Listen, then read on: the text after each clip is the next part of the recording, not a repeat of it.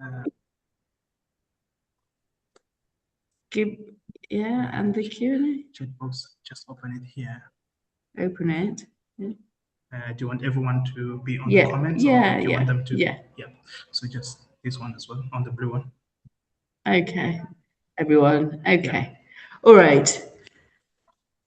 Hello, everybody. Thank you so much for joining us.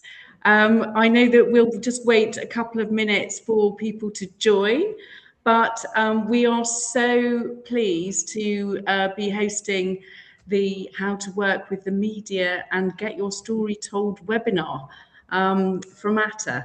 So we're delighted to have a very eminent panel with us today. And as we wait for a few more people to join, we will go through some housekeeping and just say that this format today will be quite informal. I'll do a Q&A primarily with questions from me, but and thank you for all of those people who have sent in their questions already. I have weaved those in where I can, and if we have some time at the end, we can take some more. If you have a question, please do put it in the Q&A function, but you are also able to chat on the chat function as well. So please do go ahead and do that. Do we wait a bit longer or just crack on? In the meantime, I think I'll just introduce everybody on the panel. We've got Laura Jackson here, who's the Deputy Head of Travel for The Times. Lisa Grainger, who's the Travel Editor of LUXX and freelance writer for the UK and US publications, such as Afar, Conde Nast Traveller and the like. She can tell us a bit more about that later.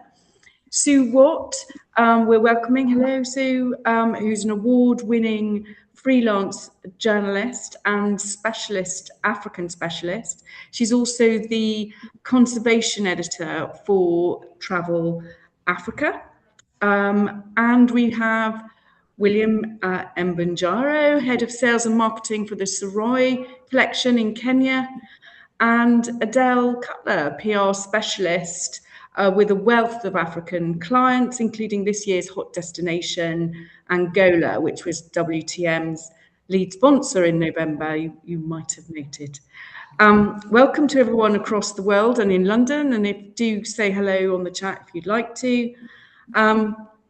I just want to start off by setting the scene a little bit. You don't need me to tell you that the Middle East war is and will continue to have an impact on the travel landscape for some months to come. What we've been seeing is that airlines have been cancelling capacity in the Middle East, and which I know that Africa is quite reliant on. But airlines such as BA and Air France have been adding some capacity into Africa, which as a destination, as a range of destinations, offers travellers very good value on the ground, even if that is being offset by some fuel price rises. But Africa's unique travel offering means that a destination often transcends some of those normal business budget constraints, and we'll hear about that a little bit more later. And with no more ado, it's good to see this week that I'm looking forward to Netflix, a guerrilla story, which is being headed up by David Attenborough and talking about Rwanda's narrative of rewilding and guerrilla conservation. And on the totally other end of the scale, providing some of us with a bit of a hook, is ITVX's I'm a Celebrity, Get Me Out of Here, South Africa, which has been quite good fun. But William and Adele, I want to ask you the first question, really. Why does securing coverage in 2026 matter? William, maybe can you answer that first of all? What does it mean for your business? I think you're on mute, William, actually. But okay, thank you so much. I would like to take this opportunity, first of all, to thank ATTA for the opportunity of taking part in this webinar. And I'll give a few comments before I go into the question. From the lodge perspective, working with the media is an essential part of how we tell our story, our destination.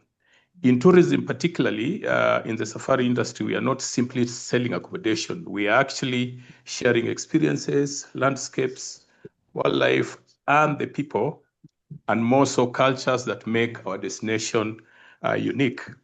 So journalists and media professionals play a critical role in bringing these stories to life. A well-written article or documentary or feature can inspire travelers from across the world to discover destinations they may never have discovered or considered before. In many ways, the media acts as a bridge between the lodge and the global traveler. However, from an operator's perspective, handling the media requires a thoughtful, strategic approach. It's not only about hosting journalists or influencers, but about building meaningful partnerships that benefit both the property and the destination. This means that selecting the right media partners, preparing the lodge team to engage with them, and ensuring that the stories they take away are authentic, they're accurate, and reflective of the experience we offer. It's also important to remember that media engagement is rarely about immediate returns. The true value lies in the long-term brand visibility and in positioning our lodges and destinations in key markets. Okay. Adele, why do you think, from your perspective, why does securing coverage matter right now in our digital age? Yeah, I mean, it matters, and it matters even more right now. I mean, advertising tells people you're great, but PR makes somebody else say it. Third-party endorsement is really, really valuable. It's everything, and that's what I always speak to my clients about. And articles really give us that sort of trusted recommendation for readers and travelers when they're looking and researching. And travelers are researching now more than ever. We used to be in the hands of the tour operators a lot, which of course we still are. But you know, those tour operators, I think I saw a webinar by Go to Africa recently, where they were saying that travelers are coming to them with a huge amount of research. They're coming to them with knowledge and information about lodges, about communities, right down to the finite small things on the ground that they've been able to research. And that's down to really PR and those articles. I think AI has a big part to play. You know, people are thinking that they can put their own itineraries together through AI. It's very difficult in Africa. But yeah, searching online, reading articles, seeing what others are saying, it all really, really matters in that sort of travel decision. And that good coverage that you can get, that article lives far beyond that publication date. You know, it stays online for years and years, and it really acts as a good credibility bank for, you know, for operators, for lodgers, for DMCs, for everybody. And it can really help establish new products, new lodgers. You mentioned I work with Angola, new destinations. We've been able to leverage the media hugely in the positioning of the new destination Angola, because you know, perceptions right now is people remember the Civil War and people think it's an unsafe area. As actually Africa comes up against quite a lot. It's unfamiliar territory. It's known as the Dark Continent. So media has a huge influence in creating the right perception for you, your brand, and your destination. So if you're not in the conversations, somebody else always is. And Laura and Lisa, you know, let's look at the media landscape a little bit from your point of view, from the Times and Times LUXX. Laura, who's reading the Times at the moment, and how are they consuming it? We've talked about, you know, digital already. Is anybody reading print right now? Yeah, absolutely. I mean, I think there's a couple of really important things to say here from the Times perspective. I think the first thing is we've really bucked the kind of publishing trend on the Times of audiences going down because of AI overviews. So our audience is going up. We've achieved that largely because about a third of our readers are reading print, and 2/3 are now reaching us via the app. Print remains really important to us. We still have our 2 weekend sections, but we are now a 7-day digital operation. We're publishing throughout the week. But the app is really revolutionary, and I feel very lucky. It's a really exciting time to be working at the Times, because you can access our digital stories, but you can also see the print paper. So there's a little button at the bottom of the app, and you can see that within the app as well. So print remains really, really important to us. I think we've been very fortunate at the Times, where we have two very well established, very influential travel sections. Our Sunday section, particularly on the Sunday Times, we do have a lot of adventure stories in that. And then on Saturdays we have our luxury story week in, week out, which very often does include a story about sub-Saharan Africa. And one of the things that we've been really keen on the Times doing is bringing in our new audience. Obviously, we have a lot of CEOs and readers who've been with us for a very long time. But the Times is for everybody and for all budgets. We have a student subscription now.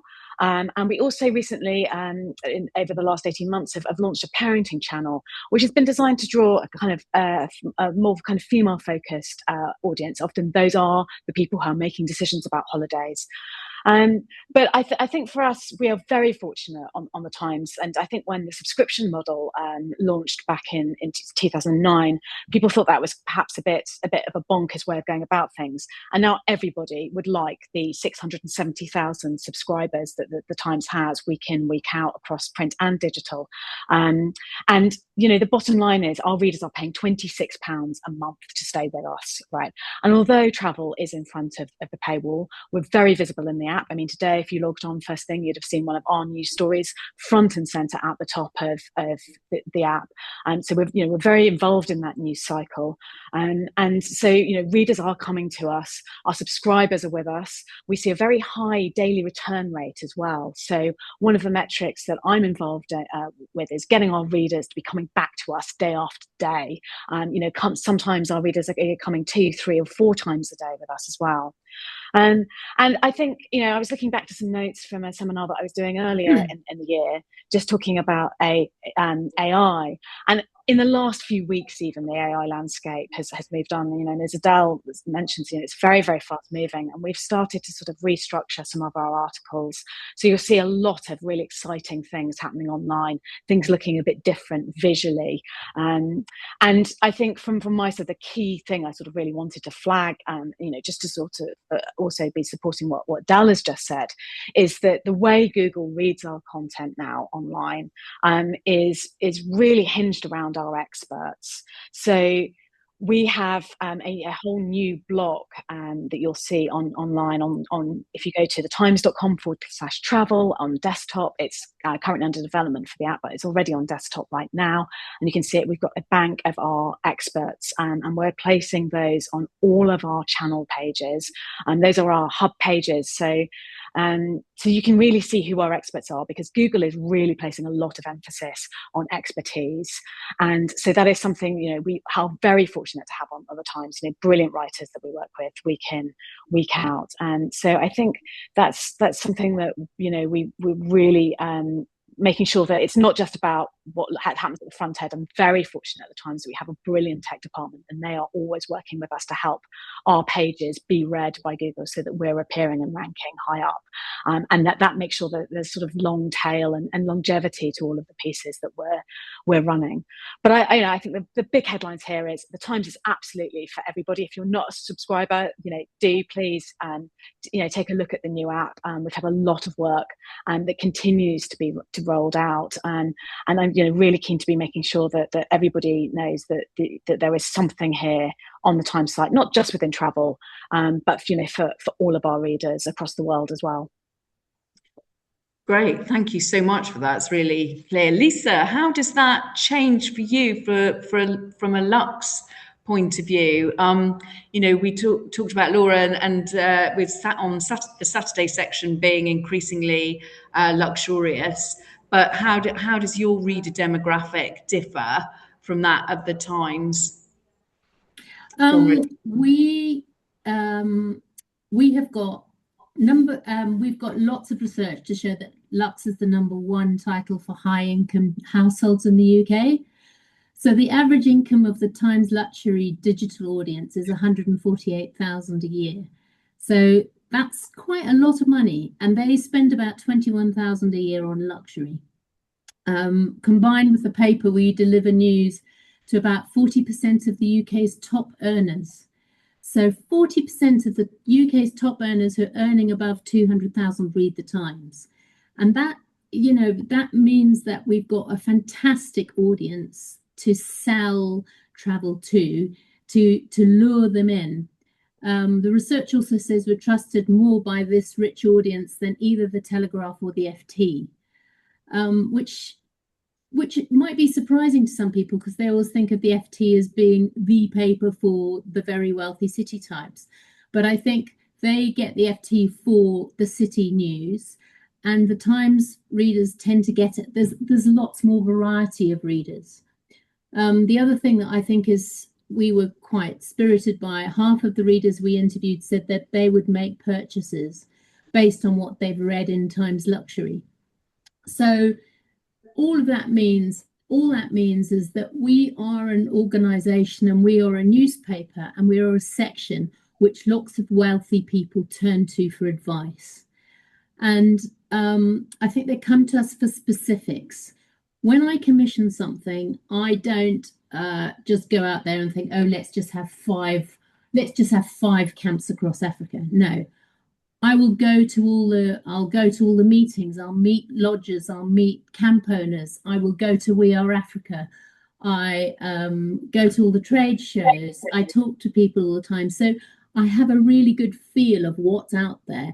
And then we very specifically choose what is going to go in LUXX, so that if you're in LUXX, you've got big eyes on you. With that luxury audience and with the Times audience generally, do you what's the role of video and social media and kind of your newsletters? How does that play into people's considerations and readers? Can I give that to Laura? Yeah, of course.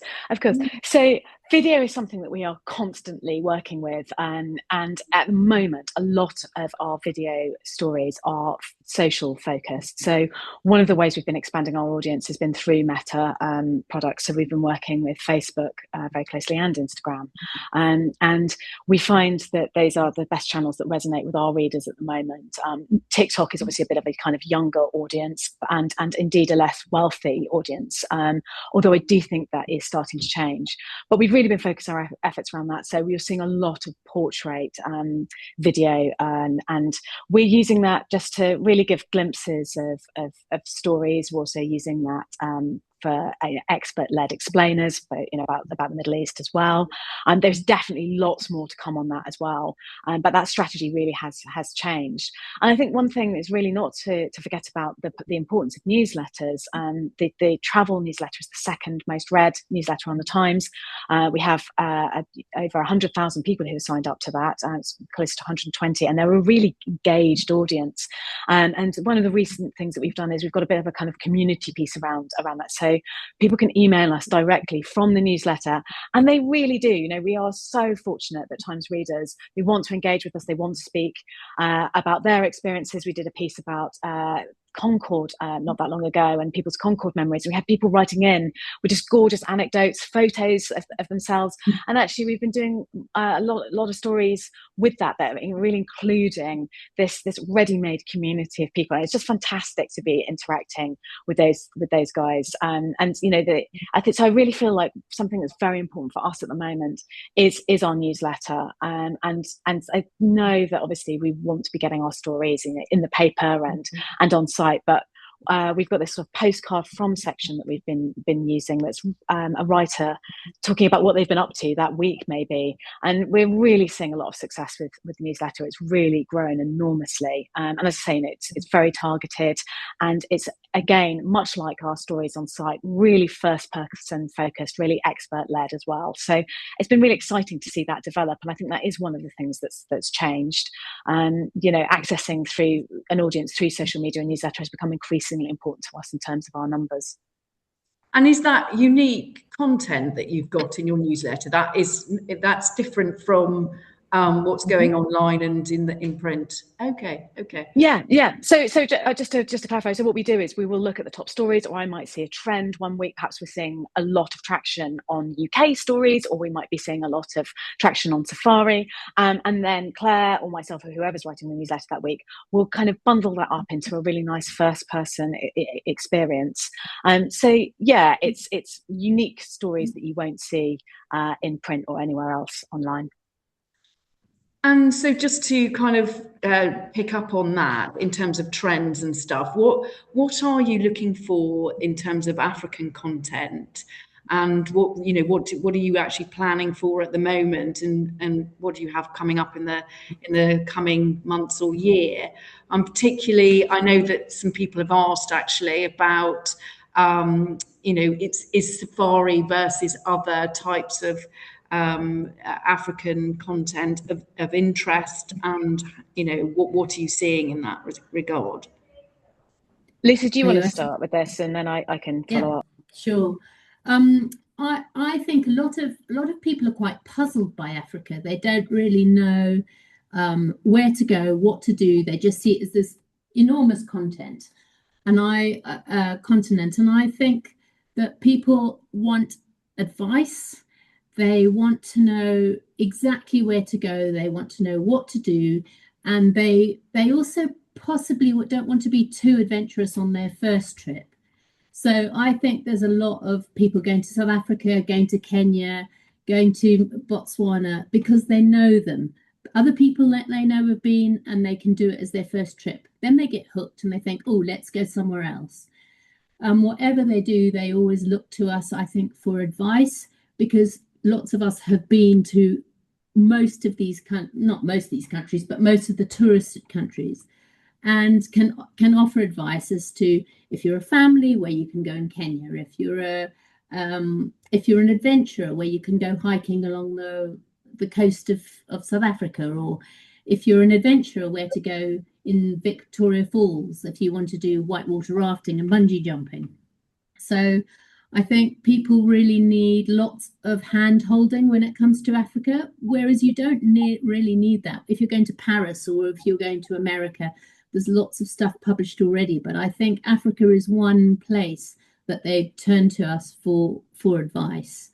On LUXX, we really try and look for extremely beautiful places that offer you a very authentic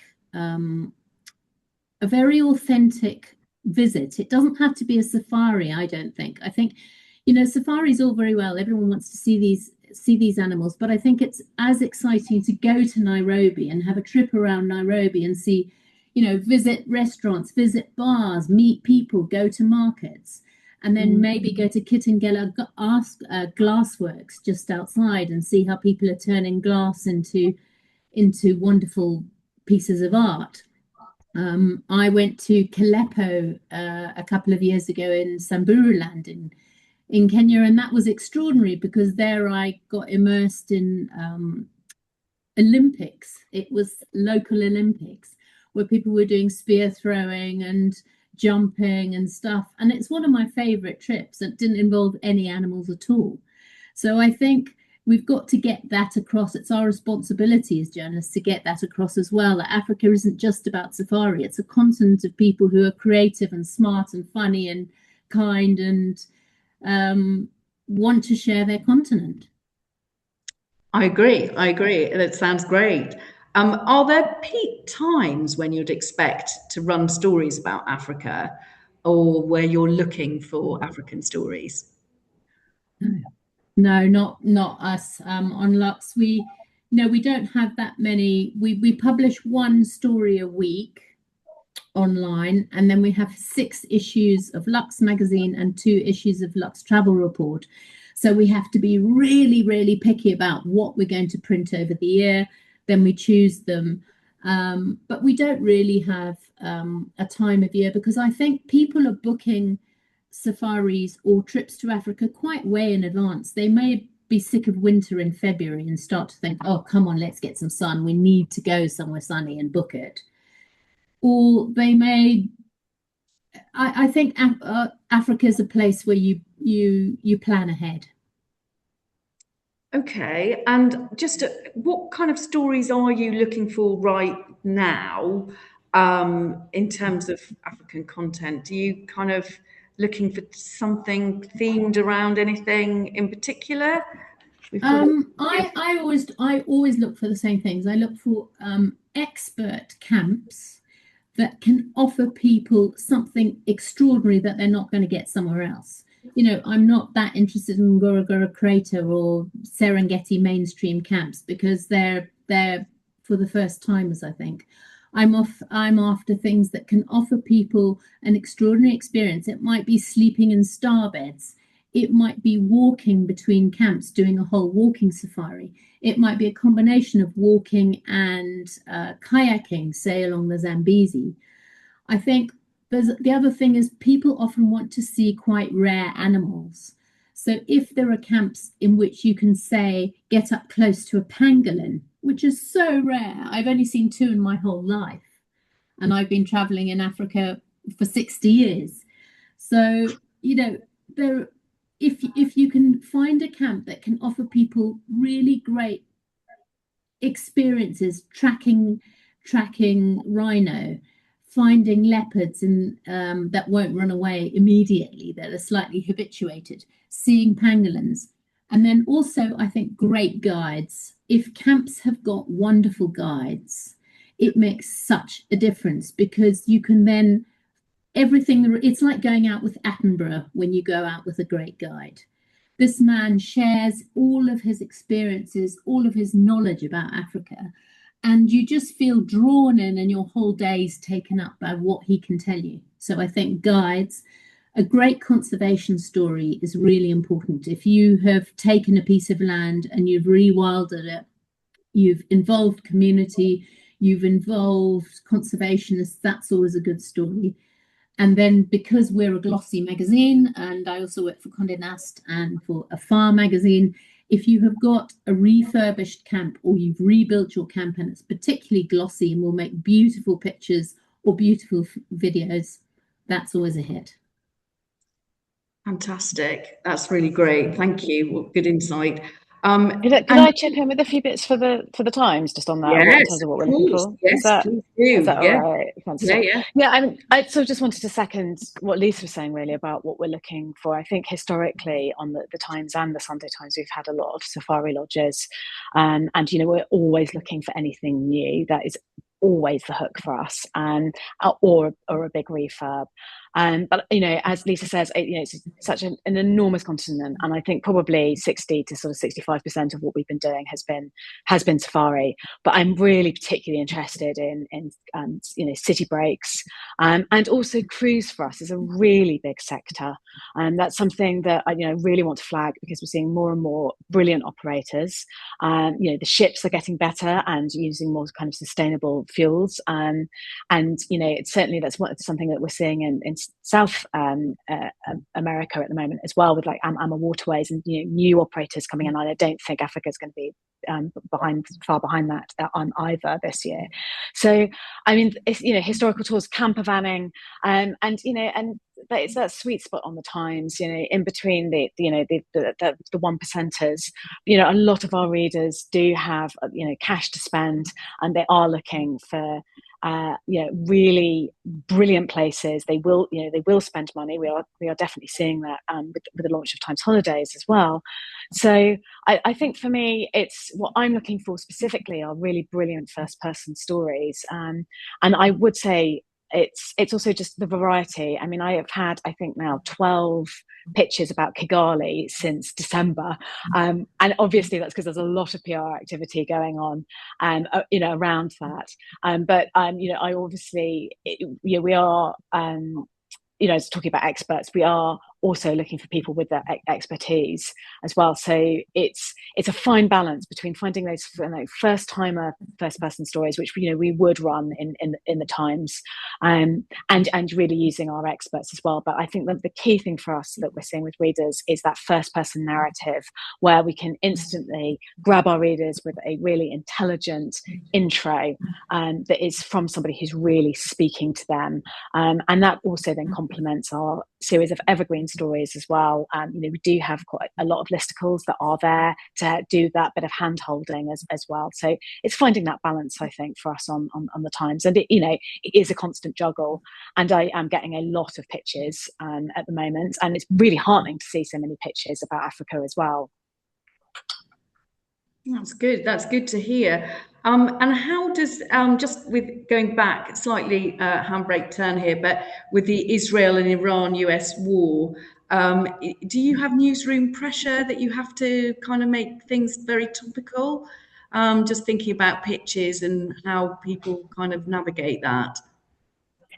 Yeah, absolutely. And it is tricky at the moment. So there is an element of forward planning that we're doing at the moment. For example, I don't think I'm giving any state secrets here away, but we were due to have an Australia special this week on Sunday. We are covering Australia this week. I'm perhaps doing slightly fewer pieces on that than I would have done if we'd been in more normal times. And just by way of an example there. So we are having to adjust schedules. I think what's changed for me in this job now, I don't want to do the maths, where is it, like 2003? So yeah, 23 years that I've been working in the media industry. There's Slack messages, there is the newsroom phoning, there is GChat, there is hundreds of emails a day, and there is a lot of pressure on us. And in terms of, we've got freelancers, as I say, 10 pitches a day often. There's a lot of things to get through and a lot of people to respond to. And we do take things, very, very seriously, but sometimes there is a bit of a lag. I'm part of my job is like triaging basically what is coming in and how we're going to handle all of that. So it's a very busy job. I mean, if the Times were to double the size of our team, I think we'd still be struggling. So, it is a stretch every week, and we are doing more and more. I mean, as I say, today with the Iran war, Kathy Adams, who was our news features editor, so slight change in structure on the team relatively recently, and that Kathy still doing lots of work for us on the Evergreen side, still doing lots of first person beautiful pieces. But her day-to-day role is about the news features, so a lot of aviation and fuel, for example, today from her. So yes, it is incredibly busy. It's great fun. It's absolutely best job in the world, by the way, just not moaning, just in case anyone thinks I am. But it licks along at an absolute pace. Yeah. Can I add to that? That when we say to people, we always welcome emails, we always welcome input, we love talking to people, but I get 3,000 emails a day, and that is absolutely unworkable. So I'd always beg people, if you're going to send ideas, if you're going to try and pitch your lodges, if you're going to try and talk to us, give us a very specific pitch. Like, I have just redone my lodge, here are some pictures of it, it's really beautiful. We have leopards, we have lions, we have a great trips out into the community where we can do this, and keep it really short and sweet, because otherwise we just get these piles and piles of emails and pages and we don't have time to read them. So I'd say to people, if you're going to pitch to us, keep it really short, really concise, and show us the pictures.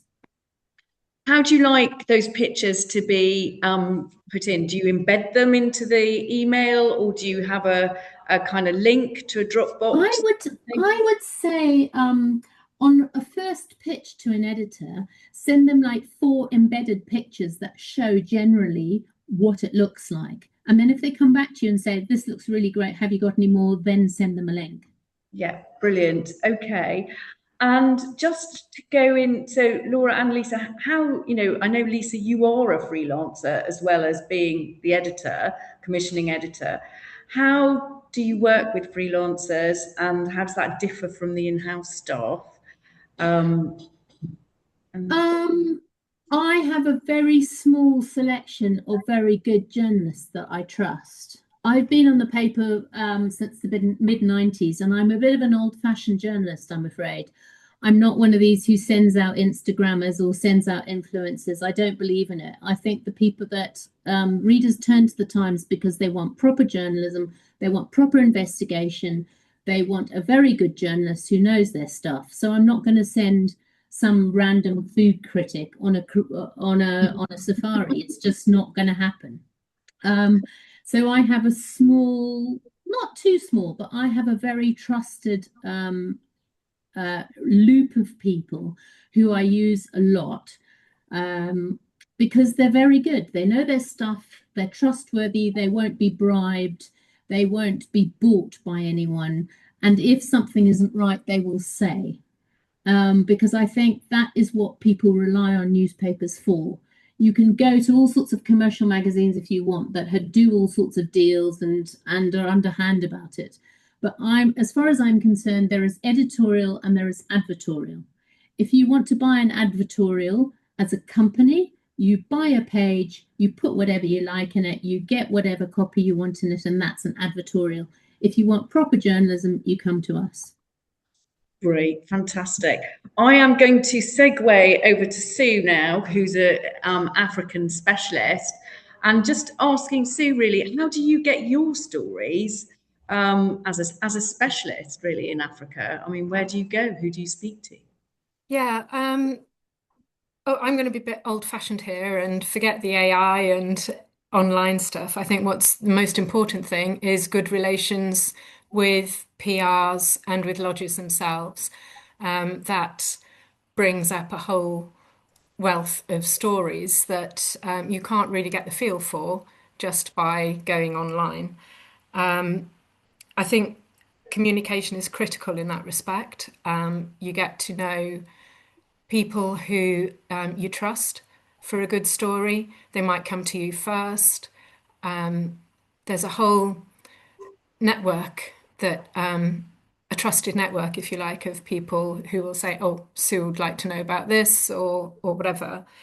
So that's one of the ways. Obviously, things that sort of pique interest on your own research might be, or say TVs. You mentioned the gorilla program, and but everyone is pitching stories on gorillas right now and South Africa. So you want something different. So that, for example, the Kingdom program that was around South Luangwa with the predators, everyone will be going there. And you want stories that you could get similar activity, perhaps in places that people haven't heard about. That's another way. And then, of course, there's trade shows like Experience Africa. Yeah, and how do they help? And what does a successful trade show look like for you? And how does it work? Do you have meetings? What do you want out of those meetings? And what does successful results from a trade show look like for you? Okay, so the trade shows, if they're going to be successful, they rely on both the suppliers who are there and the media in doing their homework beforehand. So, I focus on wildlife and conservation. I've been asked for meetings where they're not involved in that at all, and you end up with this awkward silence. Maybe they haven't read my bio or something like that, and we're both wasting our time. There was one lovely lady who just said to me once, "I'm really sorry, I've just read your bio. We've got nothing in common other than a love of Africa. Please feel free to move on." So that's exactly what we both did. But it had meant that another meeting wasn't put in that slot. So that is important to know who you're meeting. And then it's a case of people understanding how the media works with Africa. We need a lot of support in terms of finance. For example, we don't get any expenses. And I often spend half a meeting just telling people how the media and lodges have to work together to get a story out there, because they're not aware of it. And that's why this webinar is really good, to try and bring some awareness. If they don't have PRs, if they are small lodges, then, or camps or whatever, then it's difficult for them to know. And that's one of the reasons why I love trade shows, is because you get to see organizations or people who are off the radar, who don't have someone shouting out for them. So that's, for me, I love going to them for that reason. And one really good example of that is a piece I did for Laura, actually, just recently, on family safari, a multi-gen safari in Kenya. And I met Sophie, who from El Karama Lodge in Laikipia, at Experience Africa 2024. Didn't know about them before. And she said, "Oh, I'd love you to do a multi-gen story on us." We got on very well, and I thought, well, there's a slight problem here. I don't have any kids. So I got my niece involved and my 6-year-old great niece, and they said they'd love to come. It took some time. Laura, I sent the pitch eventually September, by the time I dealt with Sophie to sort out rough dates and whether it was actually feasible and sorting out my niece and school.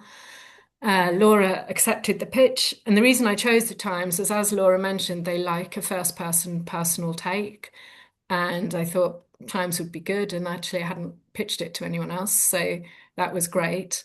Another ATTA do where they came in, the WTM party was where I met Mike from Coral Tree with Adele, who's his PR, and he immediately said he'd support the trip. We went in June this year, and it was published, June last year. It was published in February this year, coinciding with half term. And I gather it's had 36.2 thousand page views online. And Mike at Coral Tree has had 4 bookings out of it, and that includes 1 multi-gen trip for 13 people. So it's had good results all round, and all that came from a meeting at Experience Africa. So it's important that you do get these personal connections. Yeah, okay. And what do you, so in terms of from the beginning of that meeting to actually seeing the coverage, can you give us a kind of rough idea? I think you did probably say. Yeah, so give us a clear view as to how long that actually took in the in that one. So it started in June 24 with Experience Africa, and it ended in February 26. The story was going to be published earlier. Initially, I think Laura had it scheduled for September, but life and world events get in the way, and that's often the case. And then there was a slot for it. You also want, maybe Laura should be answering this, but you want it to coincide, if you're doing family travel, they want it to be around half-term times or something where families will be engaged and looking for inspiration, or around school holiday times. So it made perfect sense for it to be published then. And it had the results pretty much in the first couple of weeks. Mike got a lot of inquiries straight after, which is unusual these days, actually. But it was great. It was good to hear. Could I just chime in one second just to say about that? So it is really difficult with the Saturday and the Sunday sections in digital. So it's like a giant game of Tetris every week with what we're putting in. And so we have some news stuff that, I'm right now working with Kathy for something on Sunday. And then there's other stuff that we do get in a long way in advance. It gives us time to edit it. It gives us time to get the pictures. And so although we are a digital first operation, but my main aim is always as well to be making sure that I've got the space for print. So for Sue's piece, I wanted to make sure that we got that in the centre spread slot, and just to make sure that we've got the running things with the right balance of pieces as well within the section. So and also publishing stuff out at times where people are going to be wanting to book that is something that we also think about. So February, often January, February, March, we do still see a lot of traction in that booking period with people responding to our pieces by actually committing some cold hard cash as well. September is another peak time as well. Our readers are booking throughout the year, but I am always conscious of trying to make sure that we're tying all of those things together. Oh, that's really good. And you've touched on, Sue, about hosting, and we have had a question come in about small safari operators struggling to host a journalist, because you'll need the flights and F&B, etc. And they've asked what is acceptable to charge a journalist, whether park fees, conservation fees, drinks, any transportation or anything like that. I wanted to just add in, is there an alternative to hosting? Can safari lodges link up with other partners? How many commissions will you try to secure off one trip? A few of those. Okay. Yeah. So yes, partnership is essential, really. Just to say where we come from as freelance writers, all we get is a writing fee. And, even with the big hitters, that might possibly buy me a single flight to Africa, but it wouldn't get a return. So, we don't get paid any expenses. So generally what happens is, as with Mike in that example I gave you, Coral Tree supported the flights and sorted out with the ground handlers about transfers at the destination and various things, and then the lodge supplies the accommodation, F&B, and activities. So sometimes they cover, and it would be nice if they all covered, the park fees and the conservation fees, if there are any. Sometimes I've had to cover them myself, and then that's the writing fee gone completely. So it's a case of what you have to look on if you're hosting a trip is looking on it as an investment. So you've got your writer there who's freelance. As Adele said, they have extra influence than advertising, and yet they can get you, as Laura said, a double page or online presence that you may not have otherwise. So it's a real investment. Don't think, oh, they're coming along for a freebie. We've put in a hell of a lot of work. We've before we even get there, we've done the research, the pitching, all the emails, the planning. None of that is paid for. And then we go there, we're not on holiday. We are actually, we're forever interviewing, noting, writing up at the end of the day. There's a whole load of things. I often come back from trips exhausted, quite honestly, because there are always early mornings with safaris and then you end up working into the night. So no, and then I come home and people say, have I enjoyed my holiday? But this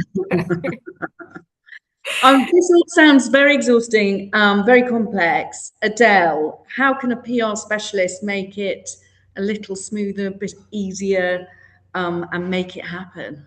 Yeah, we definitely can. I would say that, of course, I'm a PR, but I see our job as the translation, really. We take what operators and lodge owners, etc., know about their product and turn it into a story that a journalist can actually use.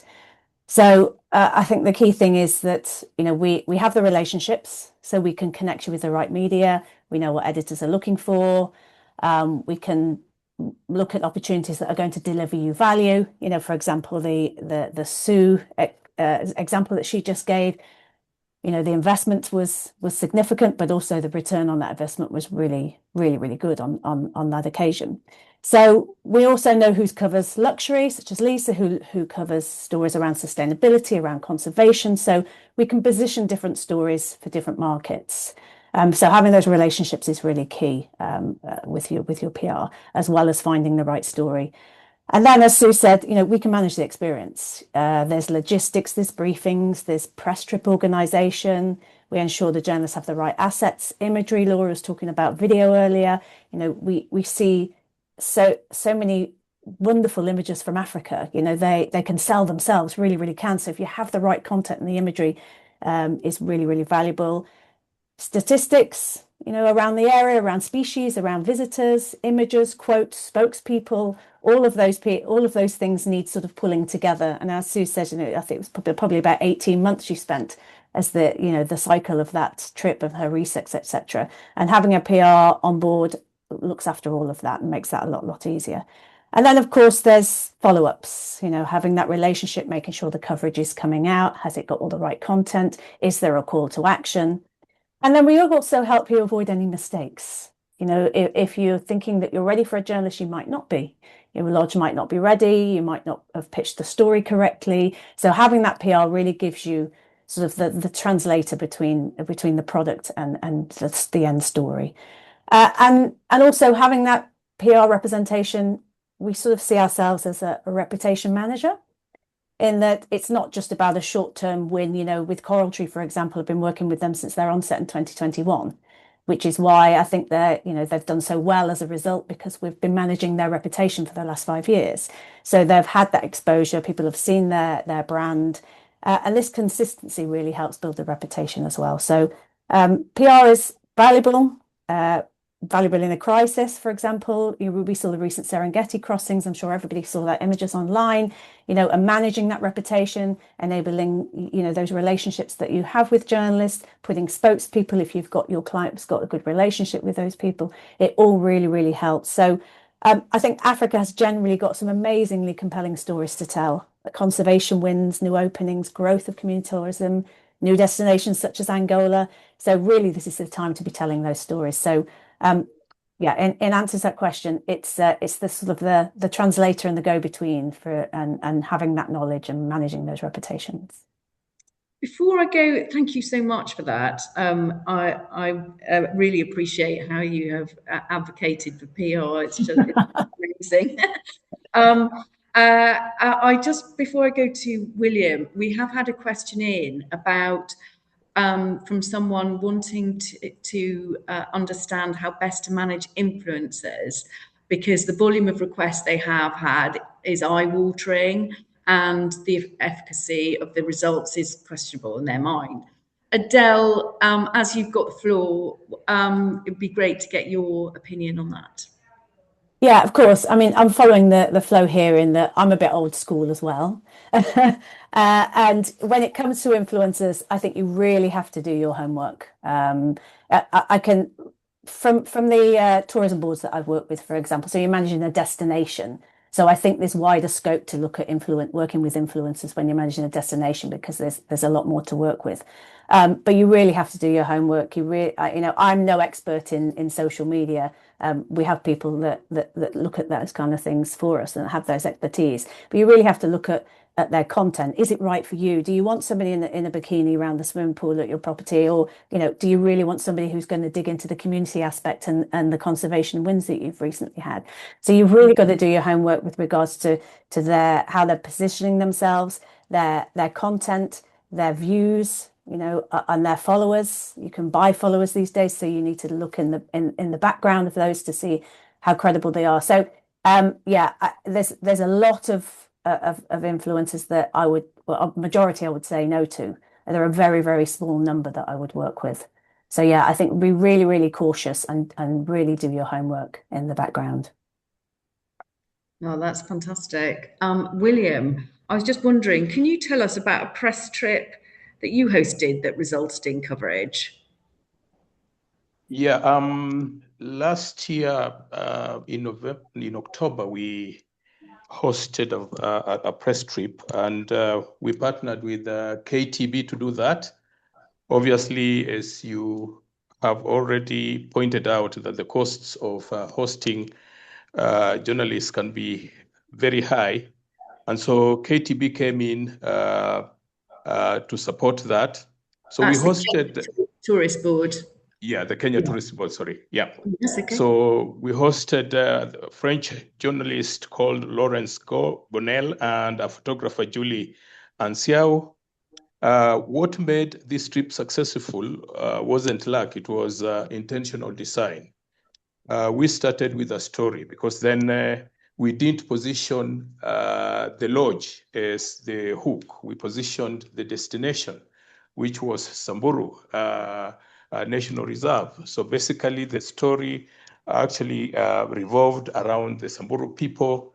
It revolved about the untamed Samburu Reserve, authentic, north, beautiful and less explored. So they went in with that, and that gave the journalists something to write about.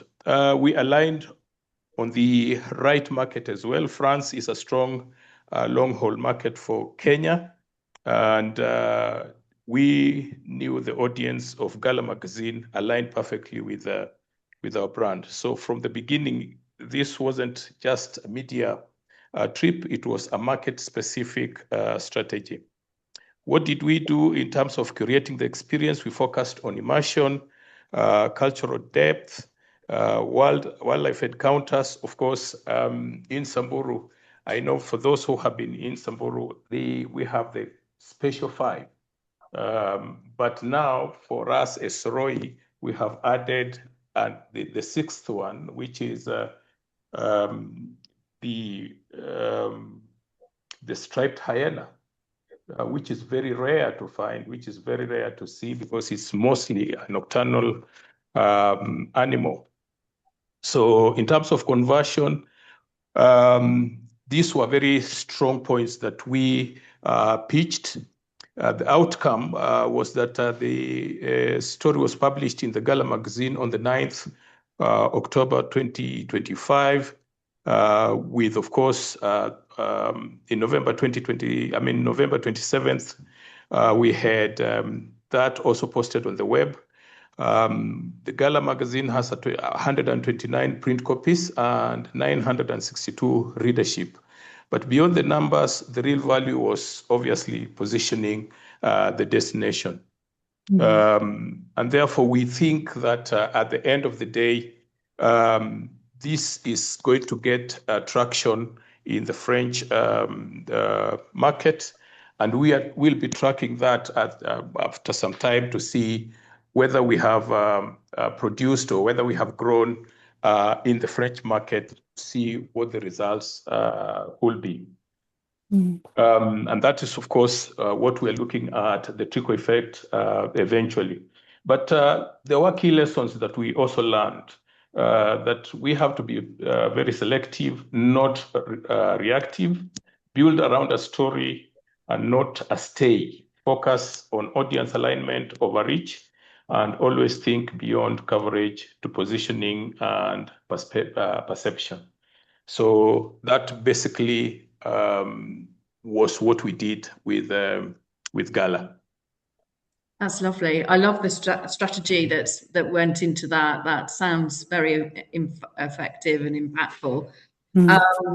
I've had a few other questions come in the last final minutes of this, which quite a few actually, about how we can influence media to look beyond the well-trodden destinations. We do have Angola represented here, but we do often talk and see coverage about Kenya and Tanzania and South Africa. What can we do to stretch the season and push and promote other destinations that aren't just the iconic hotspots? I think you've all got an opinion about this. I'll start from my top with Sue. Any ideas on that? Yeah, so I think one of the things to do is to actually look at outlets that specifically focus on more off the beaten track destinations and things. I love going to places that aren't so well known. Maybe over 10 years ago, 15 years ago, I think I first went to Akagera. So no one really knew about it then, for example. And Banguelu, Gonorrhea, there are lots of places that have really interesting stories, but don't necessarily get the media that they should. And I think the trick is to look at places maybe like adventure.com, which is an online magazine. It's won loads of awards, has something like, 3 million plus globally engaged readers and 1.5 million annual website views. And they focus on telling different stories, if you like, and more personal ones. And that is a good avenue. Travel Africa itself, of course, is a dedicated magazine for Afrophiles. And these are people, so many of them are return visitors and want to go to different places. So there's good scope there. It's only a quarterly magazine, so it's limited in the number of pages that it has. But it's a good vehicle for, off the beaten track places. And Journey, a fairly new magazine to the market, has an affluent readership that wants to do different things, go to different places. So, it's not always about getting published in the Times, the Telegraph, CNT, Nat Geo. There are other places where you'll probably get a better return because you've got readers who specifically want those stories. I think that's one of the most important things to look at, really. And Lisa, do you have a view about kind of off the beaten track? Yeah, well, I love off the beaten track. That's my joy. That's what I really love. Although, the magazines I work for are extremely luxurious. My real passion is the smaller places in Africa where you can make a real difference. So the way I approach it is I try and find something else that links with that smaller camp. So if there is a big, glossy, very beautiful camp that everyone will love, I might do a journey that goes to that and a couple of smaller camps, and then write about it all in the same journey. And what that means is you've got the gloss to draw people in, and you're also giving them the option of seeing other places that they've never heard about, they've never been to, and they think, oh, wow, that journey sounds amazing. So you're introducing smaller camps in to the more better known itineraries. I think as an editor, that's quite useful, because what you can do is you can give people a bit of coverage, you can draw them in, you can give everyone attention and make people think, actually, that sounds like a perfect itinerary. Why don't we just do that whole itinerary that she's done? So I would say, if you can, maybe link with other camps that are better known and say, how about if we all try and do it together? Or link with your tourist board and say, look, we're a small camp, but we'd love to host journalists. What about we all come together and we all host a group press trip, say, and you bring all the journalists at the same time, and then you've got a whole lot of stories happening at once. Yeah. Mm-hmm. And just to thank you, I think that's a great idea. Partnership, is always it's very powerful. Laura, do you have a view on how to spread the love in terms of unknown destinations, especially in Africa? I mean, we know that accessibility can sometimes be a little bit of a barrier, but have you any ideas?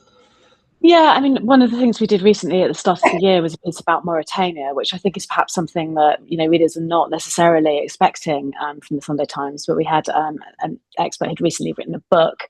And so, just finding some of those ways in, again, I think it comes down to kind of expertise, really. We wouldn't want to be sending a first timer on those trips. So I think for us, as I say, we're always looking for just a really brilliant story.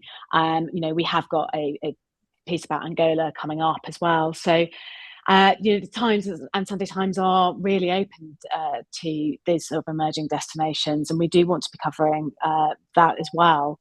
It's just it's a bit like casting for a film in a way. It's finding the right people to be doing it. Wonderful. And Adele, do you have, I mean, obviously you are working with some of these unknown destinations. What have you got a top tip? I mean, look, when a destination is new, I mean, for example, Angola, everybody's been really keen to cover it because it's sort of this last frontier of African tourism. Its neighbours, Botswana and Namibia, hugely successful safari destinations. And then you've got right on their doorstep Angola, and it's completely undiscovered. So that in itself really has brought a lot of attention. But looking at when I was working with Uganda, the Rwenzori Mountains, they're very little visited, but why? They're absolutely spectacular. So we tried to turn it on its head and look at Kilimanjaro and look at the numbers there and say, right, this has literally 1% per day of visitors to this mountain, and yet it's X, Y, and Z. It's not technical. So why aren't people visiting? And trying to find, as I mentioned before, statistics, something new, something different. Is there new access? If you are completely remote, then make that part of your story. It takes 2 days to get here, so it's very much worthwhile the journey. Here's our experience. Obviously, getting there might be quite costly and there may be issues there. But, if there's no phone or Wi-Fi signal, there's few people there and the journey sort of becomes part of the experience itself. So always look, and I always say to people, you in your businesses, you have a font of knowledge. If you're a DMC in Zambia, for example, you might be seeing that people are staying for longer, you might be seeing more families, you might be seeing travelers wanting more culture, or they're coming at different times of the year. All of these are sort of trends and themes that you can look into and turn into a story for a journalist. Equally, if you're a lodge in the Masai Mara, there's many of them. How do you make yourself slightly different? The recent floods, for example, the changing weather, is it reshaping the experience? Has there been changes in species, movement, etc.? And, turning that into the story, while staying at your lodge. So yeah, it's about being really creative and looking outside of the destination and the lodge and trying to find something unique. Lovely, that's lovely. William, final word from you. We really are running out of time. 30 seconds. Any top tip on promoting an unknown part of Africa, corner of Africa? Oh, you're on mute. Every time. Sorry. I think it has been echoed very well with the speakers who have said, but I will try to drift away from off the beaten paths and say that we as Soroi, we are not, yes, we are in those hyped sort of parks or reserves, but what we are doing is that we are doing something different and delivering something different that is away from the usual that people would expect. For example, we are doing the photo hides, we are doing cultural immersions, we are doing very strong conservation etiquettes. These are things that, yes, many people say they are doing, but they are not doing. You go down onto the ground and you will not find them. But for us as Soroi, we have actually, basically that's our life. That's what we are doing. That's what we're living. Conservation, those photo hides, we are looking at totally different experiences that clients or travelers will want to see. Wonderful. Thank you so much for everybody. I do realise that we've run over a bit, but thank you so much for joining us. We've really enjoyed your expertise, and I know that people will be looking and rerunning some of this to get your top tips. That's just to wrap this up, just to say that everyone who has signed up will get a recording of this. So expect that to drop into your inbox. Again, thank you so much, everybody. Enjoy your lunches and enjoy your pitching and your travels. And hopefully see you soon. Thank you. Thank you. Thank you. Bye, everyone.